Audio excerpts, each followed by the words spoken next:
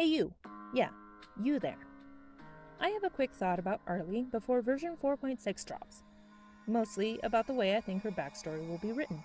But to be honest, I was recording this when the livestream was announced, so I waited to incorporate any info that might be in there. Really, I should have known better. This is a speculation video and not canon to the game as of 4.5. And if you have not done all of Fontaine's Archon quests or watched the 4.6 livestream, tread lightly. There are spoilers ahead. Now, moving on. As you might be aware, Illuminated methods for pursuing wisdom are completely backwards from Nahida's. In summary, he used a hive mind with segments from a single person compared to using the accumulative diversity and knowledge of many individuals, as was the purpose of the Akasha system. Then too, Scaramuche's view of eternity was opposite of Raiden Makoto's. Her belief was transience of life means that each moment should be cherished. Compared to Skara, the inevitability of transience means that nothing we do in life really matters. Two of our present Harbingers are literary foils to the Archons of their homeland. I would say that La Senora could be a foil to Venti, but the concept of freedom is kind of vague, and we don't even have Venti's second story quest. But I will admit, La Senora completely hates how Venti runs his nation, believing he should have been more involved rather than hands-off with the whole Cataclysm episode. Though it's not like he did nothing. Anyways, we're here to focus on Arly, aka the Knave, and the potential that she's written as the perfect foil for Verena Focalors. Consider what that would look like. Verena Focalors is two individual people. Focalors divided her persona into two, her power and her body, which now one of those are dead. Rest in peace. This is because she took on the entire burden and responsibility of the prophecy alone, all for the sake of pursuing her justice, which was the act of saving humanity. So then, does Arly have two personas? Is she two people, or beings, merged into one? I thought this might be the previous Knave. However, after trailer 4.6, I'm not so sure. Though I do think that instead of Arly dividing herself, she has absorbed or was fused with another entity. And I believe she hates her other self, whereas Focalors loved who and what Verena was. We know from Wander that to exert a higher level of control over people, she puts on a graceful and cordial front. Most of those who have seen her true crazy self have gone.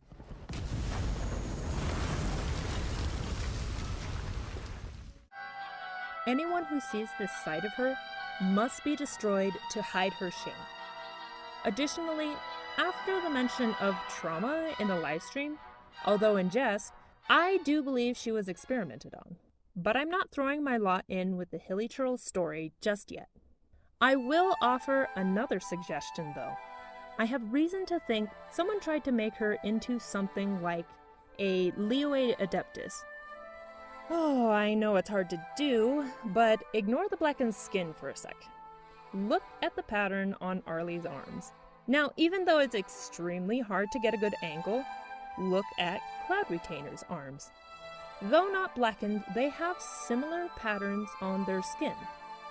Auntie Cloud Retainer also has the claws, though this is because she's a bird.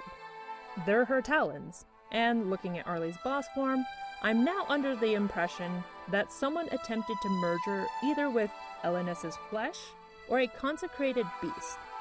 They tried to make an Illuminated Beast from a dragon. But what about beliefs and methods? Because both Ildatori and the Balladeer's actions made them foils. Focalors did everything for the sake of Fontaine's people.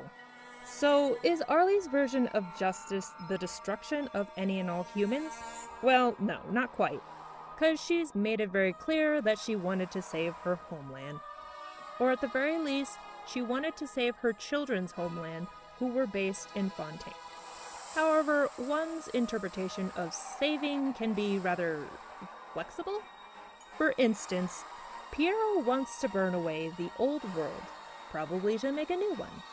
And if Arly is on board with destroying everything, It makes sense she would want to preserve the tools she painstakingly trained to work towards this goal.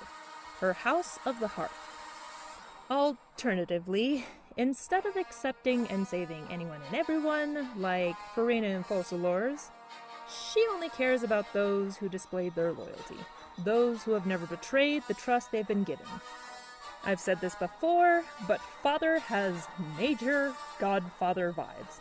And rather than accepting all burden herself, Arly would place the cost and responsibility on everyone else while she supervises. And while she's at it, she'll convince you to be grateful for the honor to be sacrificed in such a way. What a gem. On a more technical note, I do wonder if Arly's kit will be a mirror or a kind of mockery of Farina's. If not her, then maybe Neville, as they both have that floaty, glidey thing. Not only Godfather, she now has a one-winged angel Sephiroth vibe as well. That's fun. Really, that's all I have to say about Arlecchino being a foil. But along the same thought, Pantalone is already written to be opposite of Zhongli. The first thing we learn about him is that he's obsessed with Mora only for the sake of destroying it. And Mora comes from Zhongli and the Geonosis. But something that just gets my funny bone is Natlan. Think about it.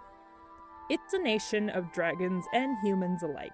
And based on what we know, the chances of people with pointed ears being dragon-like or dragon-kin are very high, which might make Puccinella the foil of the Hydro Archon.